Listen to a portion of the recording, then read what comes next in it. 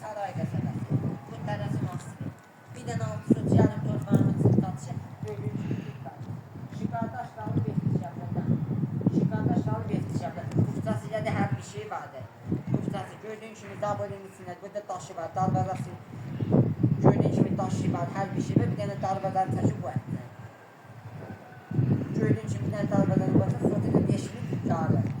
Diğer müşteride indirim vardı. Dünkü zaten diğer müşteride indirim vardı. 2 tane yani böyle yanaşı böyle. 2 tane yanaşı bir kardeş bir diye alıp dışarıda. 600 yani kıymetimizde 5000 kârı açık tutsadı. Kim istese alanın da satanın da Allah xeyirimizi bağ evini üst tutmaq lazım. Üst psika karafkası var, bina evləri. Yolda çıxmaq lazımdır. Üst psika karafkasından çıxmaq lazım. Qardaş ki, mənə tədili pul lazım. Tədili deyə pul lazım olduğuna görə ona görə satılır. Gördüyün kimi bağ evini üst bağ evini əğəz açırsan, bağ evində evlər şeyləyirsən.